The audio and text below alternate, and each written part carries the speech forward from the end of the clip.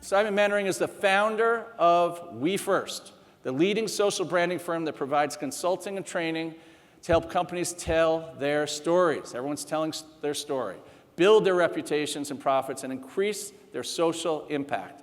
And if that's not impressive enough, he also is the author of the New York Times, Wall Street Journal, and Amazon bestseller, We First, which was named the best marketing book of 2011 by Strategy and Business.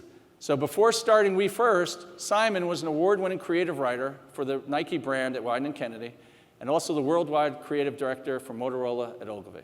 So Simon has also consulted for dozens of Fortune 500 brands, and now he's here today to talk about business transformation and how to successfully navigate the new marketing landscape. So please join me in welcoming Simon Mainwaring.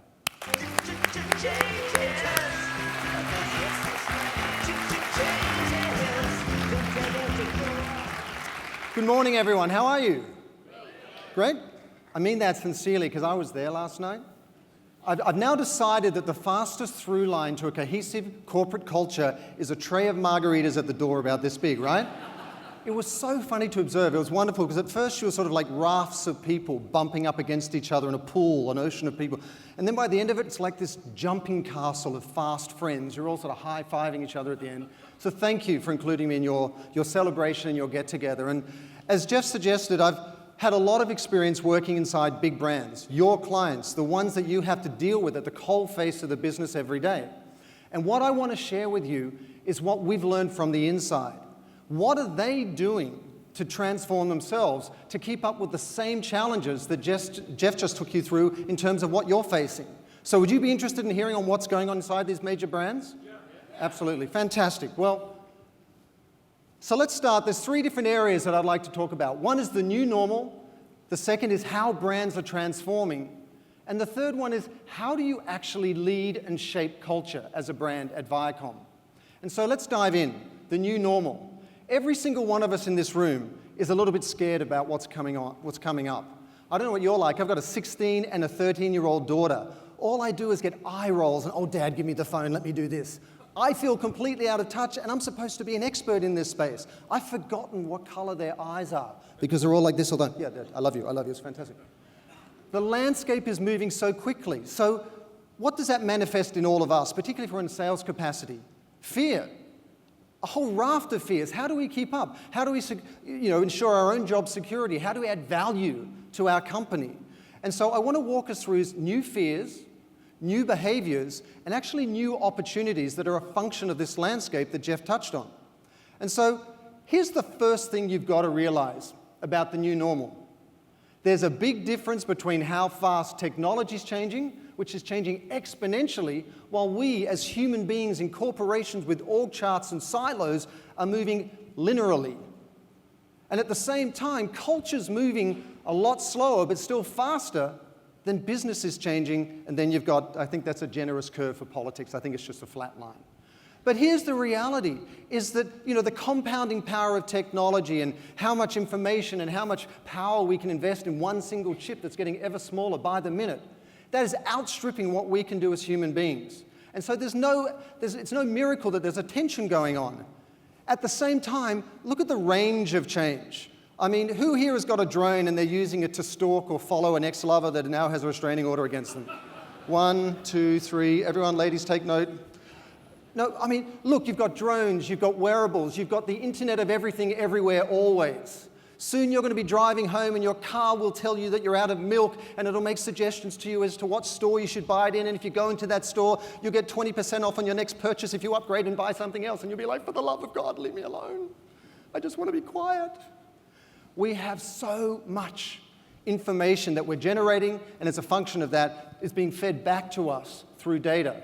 And just to give you one example, have a look at the Internet of Things. This is the number of devices by 2018 that will be talking to each other about our lives. So the dark blue wedge down the bottom is the number of smartphones in the world.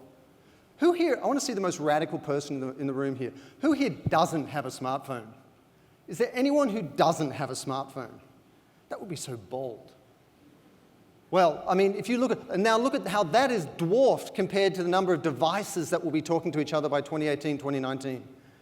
Those devices will know more about us than we know about ourselves. And at the same time, this change is having a compounding effect. It's fascinating to watch that big data and the web and mobile, all of these core technologies like the cloud are compounding to unlock these innovative opportunities like, for example, 3D printing, the Internet of Things, renewable energy. And all of those are compounding again to have all these disruption opportunities in the grey line there. So it's not just the pace of change or the speed of change or the scale of change, it's the compounding effect of change that is leaving us all at sea, and it's why we go Friday afternoon, a glass of wine at 5 o'clock or 10 o'clock on Monday morning. Either one is good. And so, I mean, look at the degree of disruption that is going on. You've got good and green guides, none of which have guides. You've got Uber, which is the largest taxi service in the world, and they don't own any cars. You've got Facebook, the largest, most popular media site in the world, and they don't generate any content. Alibaba, the largest, most valuable e-commerce site in the world, and they don't have any inventory. And Airbnb, the largest accommodation provider in the world, and they don't own any beds. That's the degree of disruption that we're all facing. It's incredible, and it's compounding. And now let's look at new behaviors. These younger demographics, these millennials and Gen Z that we hear so much about. This is from Harvard Media, their Meaningful Brands report. And they did a survey of global consumers around the world, and they said, of all the brands you know, how many brands, what percentage would you be upset if they disappeared? Look at North America. 5%. Way to go, guys. So let's think about that for a second. Sort of like this slice over here of like 6 or 7 tables, you're good to go. You can all die at your leisure. Think about that. 95% of brands can disappear and no one will care.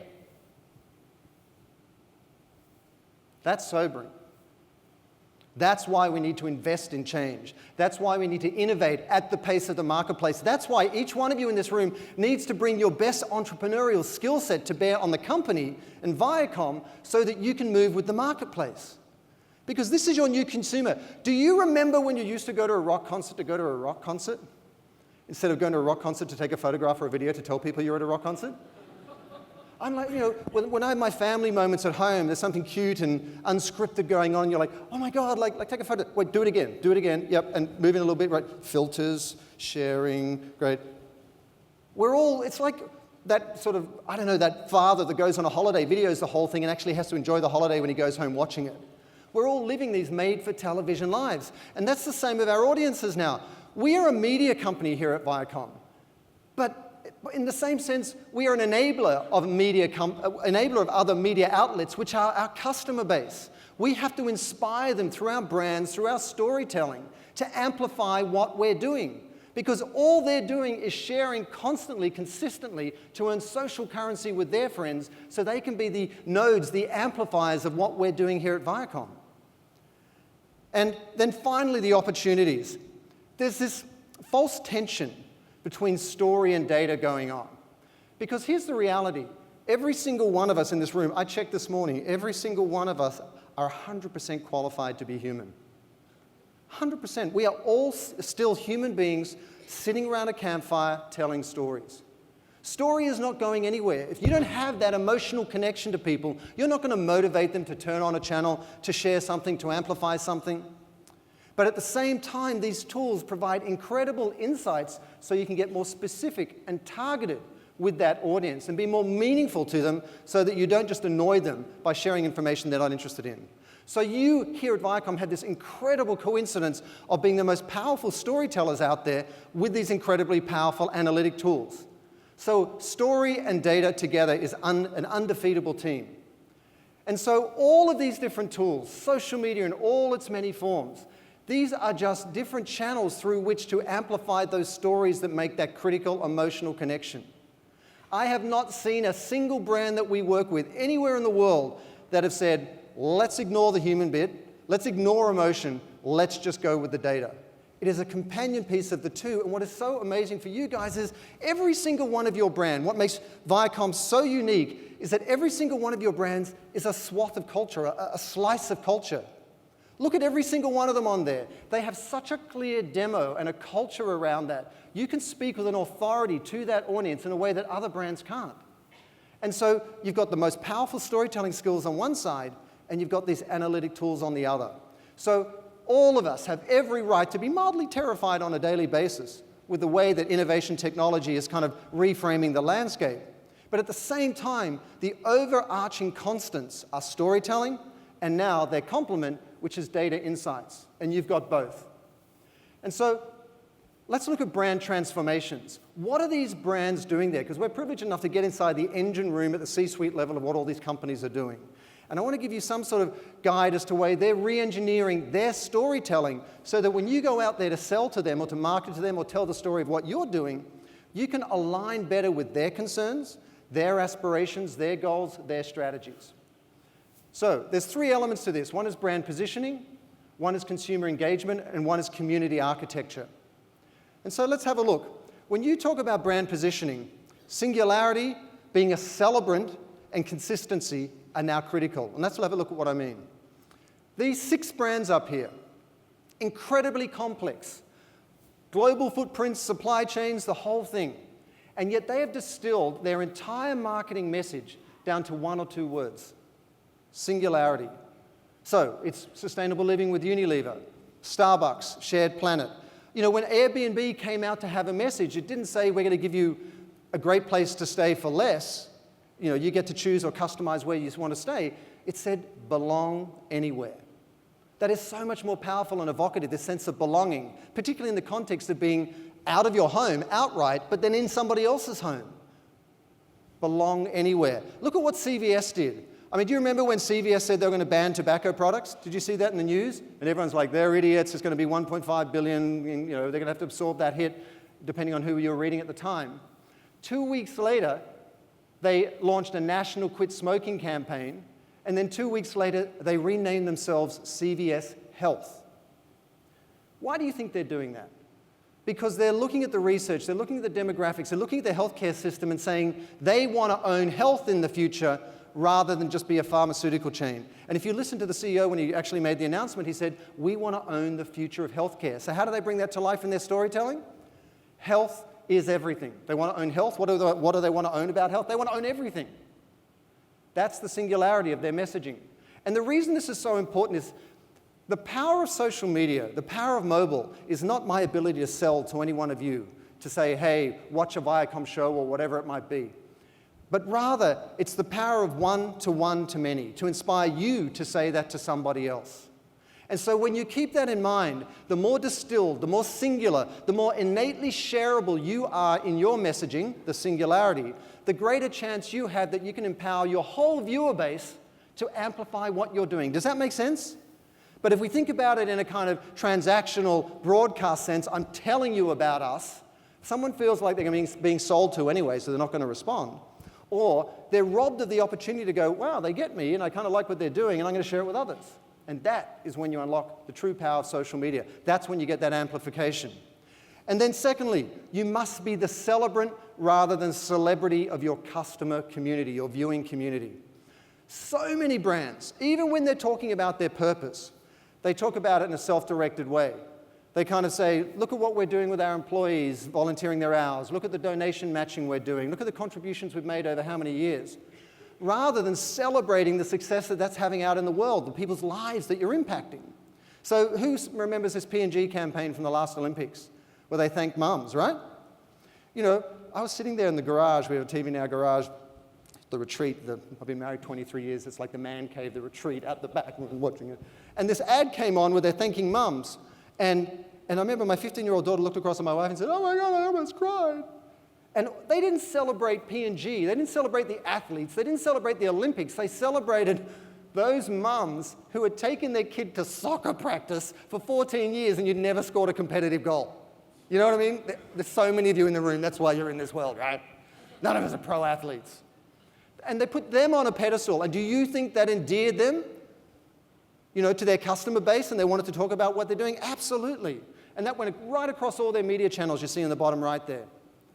So when you think about talking to your community, even if you're doing it in a way that will resonate with them, that's purposeful, that's meaningful, instead of doing it in a self-directed way, you have to do it in an outbound way. You have to get off yourself and onto the other. You have to be the celebrant rather than the celebrity of your customer community. And this is what you're seeing the smartest brands doing. And then thirdly, you have to have consistency. You have to have alignment. So here's Unilever.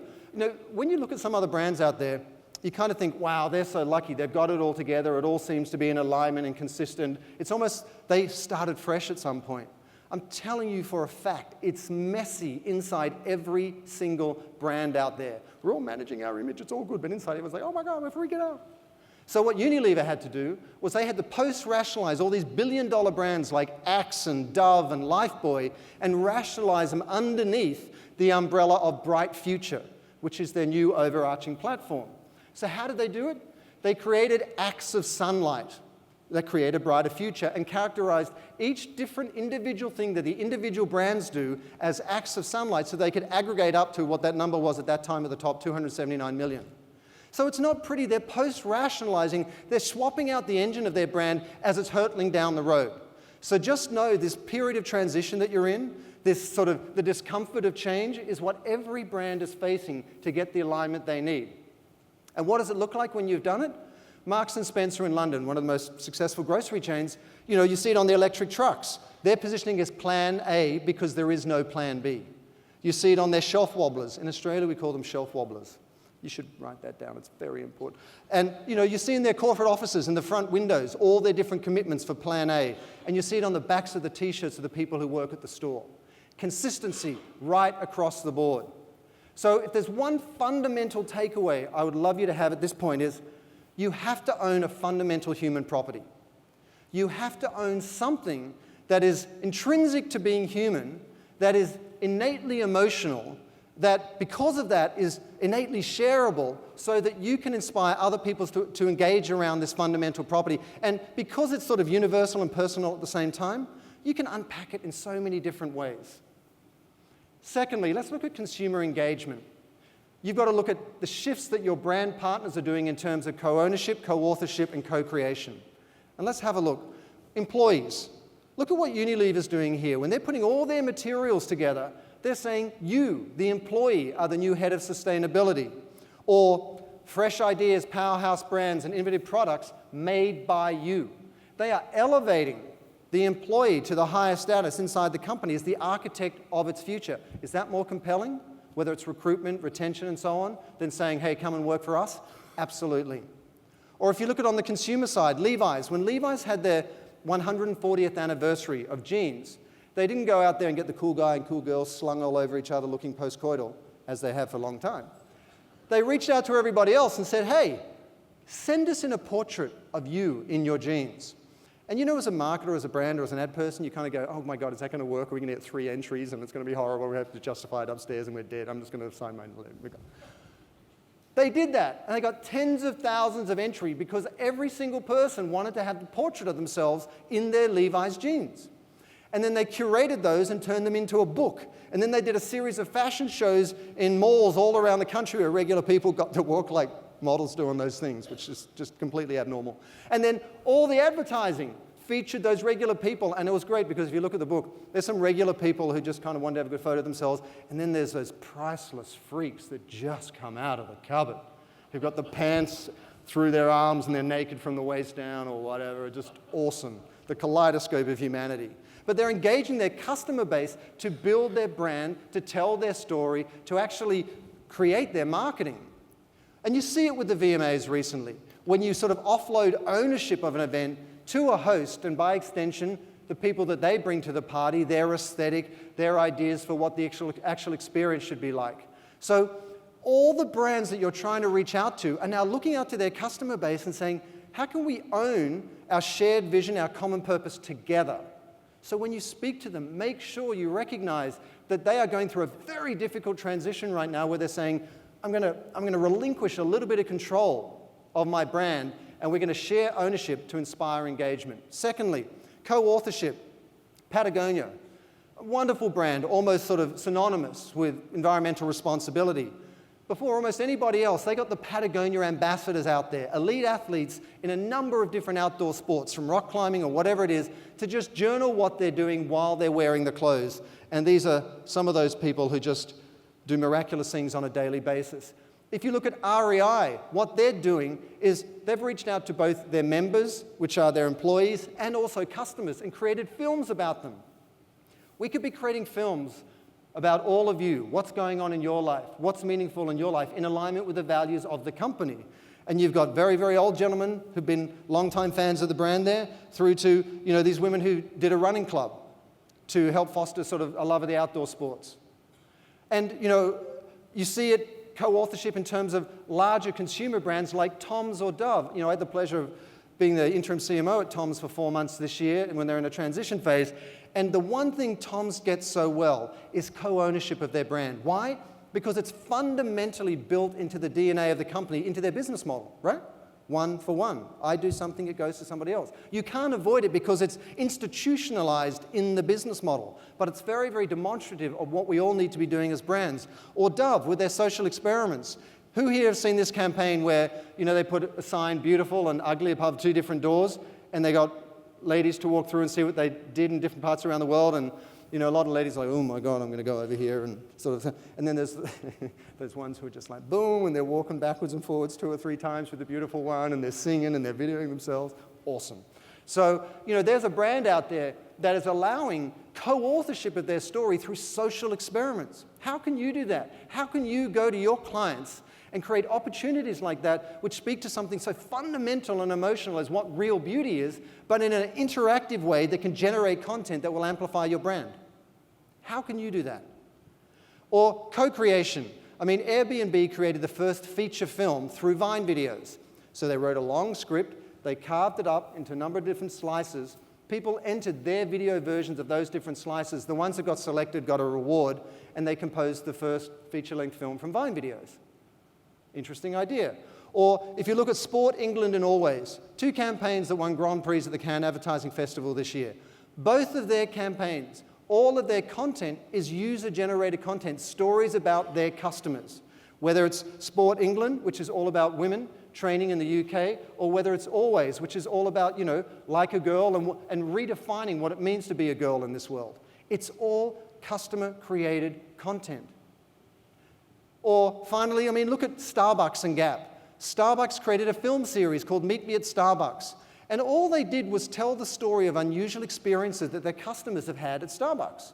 One woman went there, and while she was there was a group of people who were deaf, and they were communicating through signing, and she joined them and sort of got to know them a little bit and so on. And they just told the story of that. And it's all about moments of connection. It's all about bringing people together, the emotional connection that's facilitated between people. Or Gap, One Stitch Closer. All they did was they thought, Gap was, how do we support women's empowerment? So without spending a cent, they got some of their employees to go out and train female entrepreneurs in how to start a business for themselves. And those women then went off and started social enterprises that had a positive impact. So rather than be the celebrity, they were the celebrant, where they created films about the women and the positive impact they were having. One Stitch Closer, it's called. Really emotional storytelling, really connects with your audience, very, very shareable. These are some of the ways that brands are sort of getting off themselves onto their audience and giving them a way to be involved in building the business, but also having a positive social impact. And then finally, community architecture. This is something that I learned. We had the pleasure of working with Coca-Cola for a few years now, and you have to put together a number of different things if you truly want to architect a community. Architect a community, build it, build a self-sustaining collection of people that take on a life of their own. Wouldn't that be great? Where you suddenly stop rowing as an ad salesperson and it takes on a life of its own because you've connected with that audience so well that the brands are looking to you and saying, wow, you've got something going on there. We want to buy more of that. So let's look at each of those 3 elements. The first thing you need to do with strategy is you need to have a long-term singular mission. Most companies said with love, they spend a lot of money broadcasting their schizophrenia to everyone. They really do. We're this over here, we're this on this channel, we're this last year, we're this tomorrow. And as a consumer, you're out there going, oh my God, you're crazy. I couldn't repeat what you are to anybody else. I don't even know who you are. You need a long-term story arc that will have resonance over time because you keep ringing that same bell. And then each of the different tactics that you do, however you engage them, through whatever brand, it needs to reinforce that same message. They need to be like vertebrae in the spine of a story or chapters in a longer story arc. And then here's the piece that most people forget. When you engage someone, when you're as a brand, you've got a viewer engaged, you then forget to reward them to maintain their interest. What most brands do is they go, all right, we've got a 6-week flight of this or that, we're using these media channels, whatever it might be, and you do it, and then it's over, you go, oh my God, thank God that's over. And then all that community engagement disappears. Instead of suddenly upgrading that engagement, rewarding them. It might be some premium content. It might be an invitation to an event. It might be access to something that other people don't get access to. But take some of that community with you so that over time you're building a self-sustaining customer community. And it's no accident when you put those three together that you can see how you build a community that takes on a life of its own. Secondly, collaboration. We're so used to holding on to our brand, onto our piece of the emotional pie in our category, yet more and more we're seeing an expectation from your viewers and from the media and from all stakeholders that we need to collaborate towards higher ends. So you're seeing Ben & Jerry's take arguably a very, very beautiful car called a Tesla and make it look incredibly ugly by putting their signage all over it. But they're doing it in the service of climate change, because they're aligned from a values point of view. Or you see around equality and the right to love, you see Gap partnering with Levi's. Unprecedented. This would never have happened 5 or 10 years ago. Or you see Nike reaching out to USAID and NASA and the State Department, and they've launched Launch.org, which is just a platform to unlock the innovations we need to create a better world. Think about the intellectual property in this room. Think about all the brains in this room. What could you do together and through collaboration to add resonance to Viacom as a brand out there in the world in a way that's going to be meaningful to ever more stakeholders? Or there's collaboration sector-wide. I mean, climate change has finally got its time. And you're seeing, here in the US, Climate Action Coalition. Or you're seeing all these different brands come together around equality. We're shifting from this sense of control, this sense of it's all about me, the brand, the sense of traditional media where I speak at people, to collaboration, to co-creation, to coalition, to cooperation in the service of values that are meaningful and relevant to your viewers' lives. That's what your brands are grappling with. And it is an incredible discomfort. Because up till now, here's what they've been doing. Your brands have been sort of sitting there going, they love me. They love me. This might have happened last night, I don't know. They love me. Instead of, on the other side, the community saying, we love you. You're kind of effectively saying the same thing, but one is far truer than the other. You need to inspire that loyalty in your customer base, in your viewing base, as a brand and as a media company. And then content. There is no limit to the content that you can offer as arguably the most masterful storytellers in the country, if not on the planet. I mean, here you've got GE doing a 3-minute film about how they move large containers around the world and getting engagement and shareability from it. We created this VR film for Toms that allowed people to go on a virtual giving trip. So now when you go into a Nordstrom's, you can try on the pair of shoes, but you're kind of like, well, you want to close out that feedback loop. I want to see what difference that's making in the world. I want to see where those shoes are going. So you put on your VR goggles, and in this case, the film takes you to the Gaza Strip, and they're handing out shoes. You can see what's going on. Is that more compelling from an emotional storytelling point of view in terms of the impact you're having by buying that pair of shoes? Absolutely. Or you look at, Illy, which has created a feature film around women's empowerment, or Patagonia, which is absolutely committed to restoring the main sort of watercourse arteries through the US for salmon and other fish life. And so they created a film around it called Damnation that in 2014 was the audience choice at South by. This is what your customer base is doing. I think you probably very readily get a sense of what a fundamental shift this is across the board for all of them.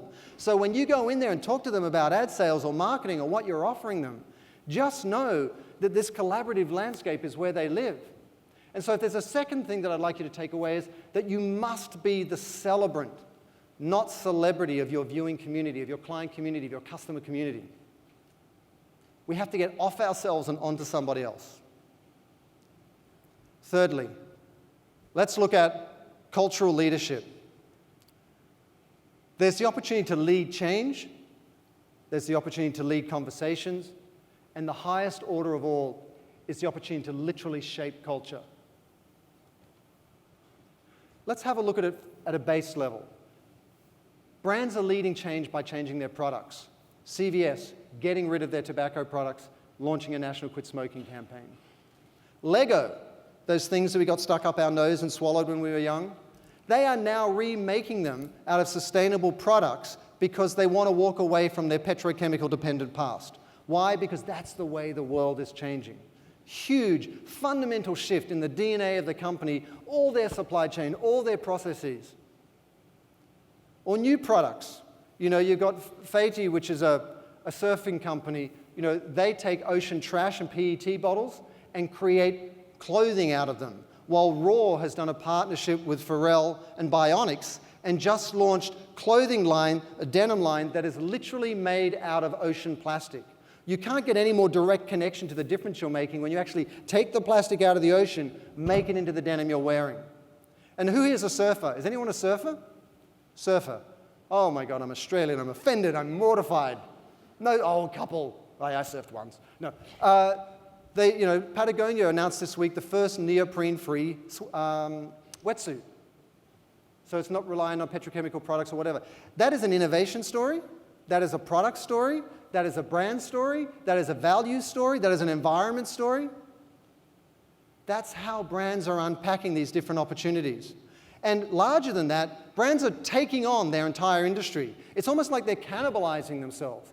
Levi's has taken on the entire denim industry and said, wash your clothes less, because what you do as a consumer is about 35% of the environmental impact of what that item will have when you factor in all the other things that went into making it. Or Patagonia has said denim is a dirty business because there is hundreds of liters of water that go into a pair of jeans like this. So suddenly brands are taking on, cannibalizing, attacking, reinventing their entire own industries in service of the values that they stand for. A massive change in mindset. And let's look at how these brands are leading conversations. Let's look at how this is building their business. We all know about Patagonia, right? We all know about it. Does everyone see that Don't Buy This Jacket campaign on Black Friday a couple of years ago? Most of us in the marketing world would have seen it. We all have different touch points with the brand here. Better Than You, these different campaigns you see up here. And I don't know what it's like for you, but my experience of the brand is that they seem to be leading a conversation around responsible consumption. They care about the environment, and they're leading a conversation around responsible consumption. Let's have a look at how they're doing that strategically. We look back at 2005 with Common Threads, their recycling program. Then the Footprint Chronicles, where you could take the SKU number of a jacket and find out the carbon footprint of any item you're wearing. Then they had the Sustainable Apparel Coalition they launched. Then Common Threads, where you reduce and repair products. Don't Buy This Jacket in 2011. 2013, Stories We Wear, where they're reaching out to their customer base and asking them for their stories. And most recently, Better Than You. They launched a fleet of trucks to go around the country, and you, instead of buying a new product, you could take them a product and they'd repair it, right? And what they did was they went, my company's in Venice, California. They got every hipster in Venice, California with a beard and a curly mustache and put them in the back of these vans. There's none left in Venice, they're all in these vans. But they're basically going out into the marketplace and say, you know what, don't buy something new. In fact, can we run defense and get out there to you? We're going to find you, bring it in, we're going to repair it. Why? Because we have a higher order commitment to what you care about, which is responsible consumption. And at the same time, they're doing something very interesting. They have demonstrated the social proof of their commitment, the legitimacy of their commitment, by doing these activist initiatives that are making a difference in the world. So 2005, 1% of sales went to the environment. Ambassadors Program I mentioned, Sustainable Apparel Coalition. They recently set up a $20 million fund to incubate, the next generation of companies that will reinvent the apparel industry. Damnation that I mentioned, and Patagonia Park. So this is the legitimacy they're claiming. This is storytelling of the highest order because it shows that they're actually committed to the work of change. This other stuff beforehand, that's storytelling, that's marketing, that's advertising. This other work is the work of change. And so I would invite all of us as brands to really consider not only how are we telling our story well, but how are we showing up in the world in a way that we demonstrate our way of being.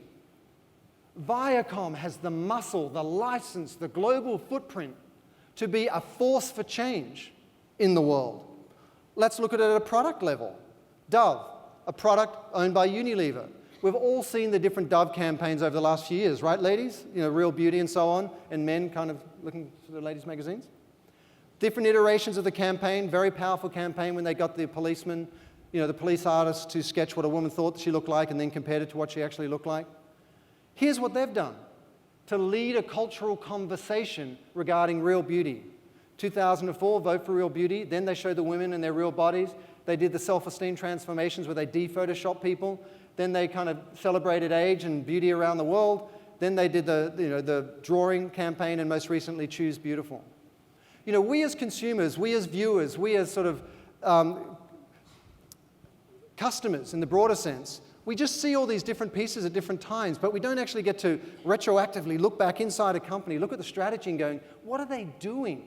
Why are they doing it? How is this building them resonance within culture that takes on a life of its own? And this is what they're doing.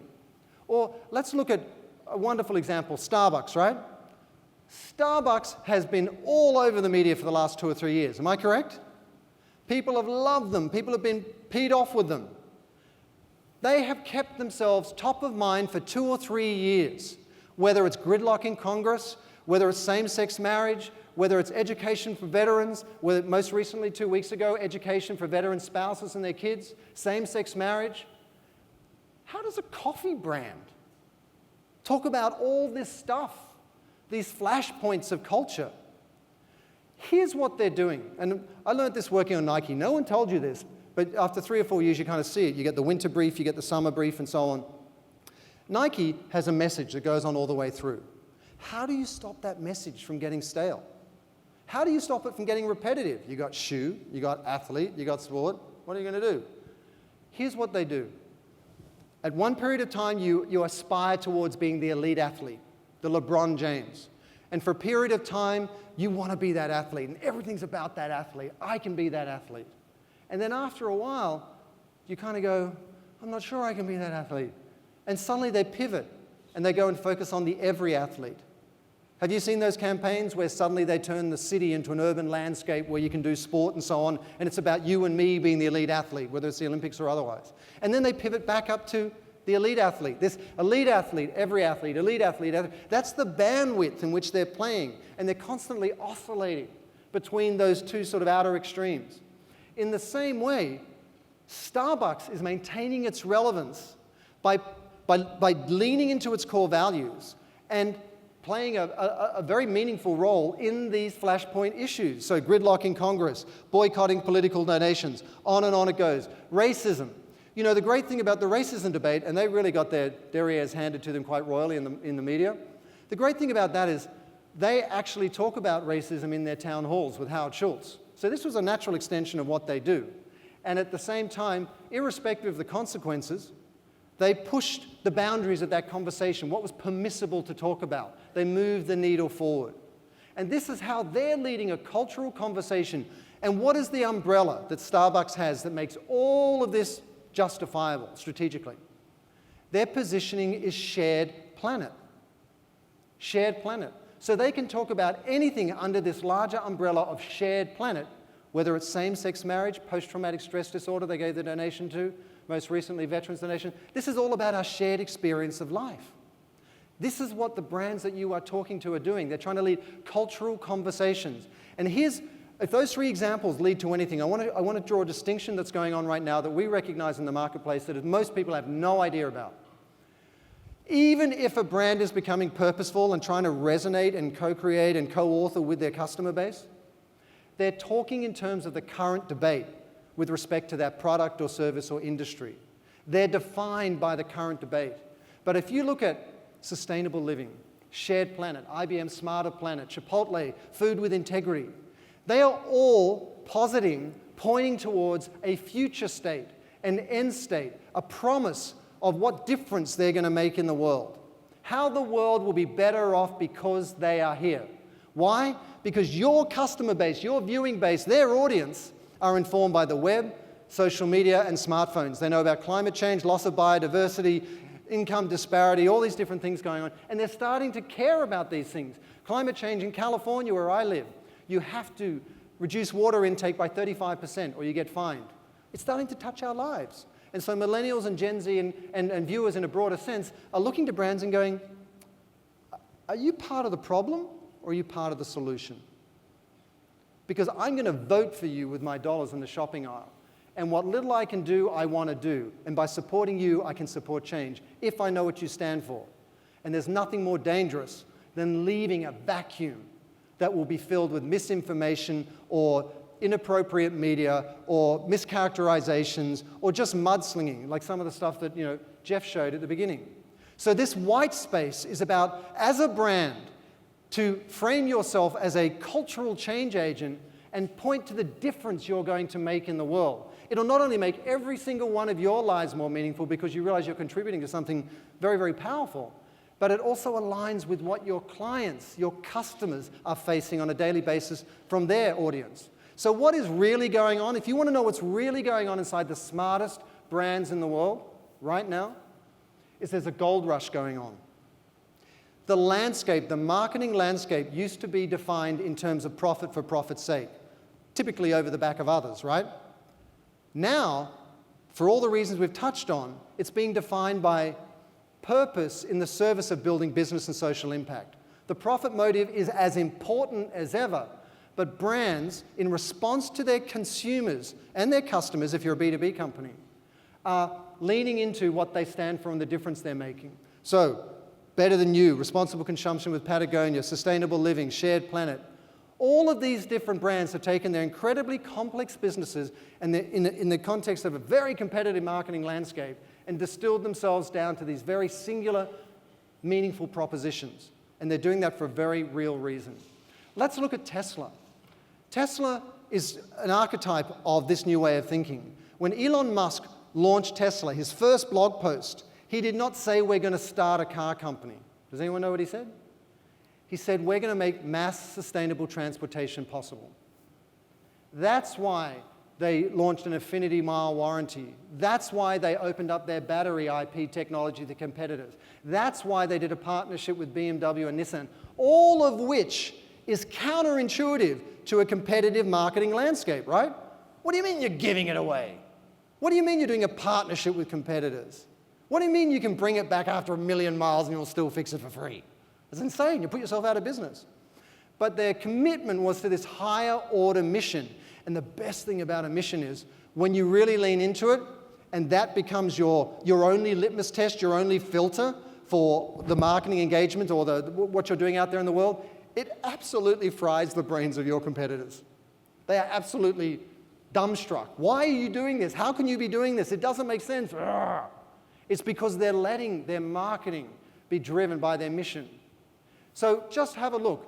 More recently, 2013, we saw Don't Buy This Jacket. And I've spoken down at Patagonia, and I said to Rick Ridgway, the VP of Environmental Initiatives, I said to him, dude, you're Patagonia, right? Don't buy this jacket. Everyone probably just went, high five, awesome idea. He was like, no, man, we were so scared. They're gonna hate us, we're gonna lose our jobs, total risk. And then all their brand loyalists stood up and said, hey, that's really leaning into what we stand for. And they celebrated it and became a viral hit, earned media, all that good stuff. Look at what REI has done literally a few weeks ago for Thanksgiving, right? Opt outside. Have you seen the ads on TV, the CEO on the top of the mountain? They're saying, don't go shopping, go outside. Go outside. And you may wonder to yourself, where's this all going to lead? Okay, I get it. Brands are now engaging with their consumers in a way that is meaningful and relevant to their lives. But what happens when every brand is doing it, right? What happens when every brand is purposeful? Here's what I think is going to happen. Many years ago, it was a differentiator to be green, right? It was green. And then everyone started to be green, and then everyone started selling stuff in Hesh and Sachs, and you didn't know if they meant it or not, and it didn't mean anything to be green, right? Green kind of came and went. Came and went. And then there was sustainability. Every brand had to be sustainable. Came and went. It's table stakes now. Every brand has to be sustainable and demonstrably so. At the same time, now we're being purposeful. I'll tell you what I think is going to happen. It's going to be, we have to be more transparent. Then we have to be accountable, and so on and so on. And it's like we're peeling back the layers of disingenuous communication that we've built up over the last 6 or 7 decades when we were drunk on the power of media. And because of the web, because of social media, because of smartphones, which we cannot turn back, our customer base or the consumers for the brands you're talking to are sitting there going, just want to call BS on that. That's not true. Every single one of us in our Facebook pages see these different posts where they're exposing brands all the time. So we're peeling back these different layers, whether it's green, sustainable, purposeful, transparency, accountability. We're peeling it back to a place of authenticity and integrity as a brand where you generally make a difference in the world. Now, it's not going to be pretty and it's not going to be perfect, but this is one of the knock-on effects that are happening when you put information and media in the hands of citizens and consumers. That's a fundamental, dramatic, exponential shift in the marketplace. And here's the results. I mean, this is Time magazine in February this year.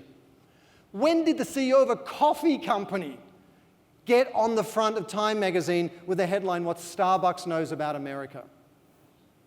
And those different boxes, the venti boxes, I never understand what you call coffee in this country. I've been here 14 years. Decaf, but they've got jobs, race, veterans, education. When did a coffee company get to speak to those key cultural issues? It is generating incredible earned media for. So if you are going out to Starbucks and selling media, this is the conversation you need to be having. How can you empower them to connect with their audience more meaningfully in ways that will inspire them to talk about the brand and by extension to really sort of add value to what you're offering Starbucks? You know, so if I had to give you a third takeaway, it's brands must transcend their products, services, or category to shape culture. Viacom has the opportunity and the expertise and the initiatives between storytelling and analytics now to be a force for change in the world. And really, let me ask you, if not you, then who? You are the expert storytellers. Everyone else over here is selling soap powder and shoes. You've got incredible content. You've got the power of narrative. You've got characters. You've got brand loyalty, fan loyalty. You have more resources at your disposal than anybody else in the CPG or B2B world. Bar none. And so when you look at these three areas, you have to look at this landscape of change that we're in and see it as an entrepreneurial opportunity in which you are better qualified than almost any other brand out there. You have to look at it in terms of how these other brands are transforming. And then you have to assume, you have to embrace, you have to step into the role to be a cultural leader in your own right and on behalf of your brand clients. That way you can walk into a room to do your ad sales and you can have a much more meaningful and substantive conversation than just units and cost. You can say, this is what we stand for, and this is how we're connecting with these key constituents that you want. This is what's meaningful to them. This is how we're engaging them. You have these chunks of culture at your disposal. Whether it's BET, whether it's MTV, whether it's Nick Jr., any one of them is a slice of culture that any other brand would kill to have. And so I want to leave you with this challenge. Does anyone know what this picture is? Who knows what this picture is? Right? First footprint on the moon, right? Neil Armstrong's first footprint on it. Does anyone else know what else it is? What else it is? It is the biggest advertising mistake in the history of mankind. Bar none, unless Elon Musk or Richard Branson get to Mars. Why? Does anyone know? The boot was made by 3M and their platform was innovation and they forgot to put their logo on the bottom of the boot. You literally had the whole world staring at you. Your platform is innovation. And there's some guy bulb out the back going, Hey, Steve, come on. Do you reckon we should have put a logo on the boot? And I'm not making this up. When I was out at 3M and we did a tour of their innovation center, and they've got all the different things like Post-it notes, and then you go over to the next thing, and this is a replica of the boot that they made for Neil Armstrong. And it's almost like you go from a wedding to a funeral. They're like, this is the boot we made for Neil Armstrong. Moving on. And it's for that reason. They tell that story. They miss the opportunity to tell their story on the global stage. Do not make that mistake. Your clients out there are in a gold rush to carve out the difference they're going to make in the world in a way that's meaningful to their customer base. By extension, Viacom has the same opportunity to help them do that and to do it in your own right. And when you do that, your work will not only be so much more fulfilling personally, but you'll start building your business with your clients, but their customers will build your business with you. So here's my details. If you want these slides, just email there. We'll send them to you in case they help. Thank you so much for your time.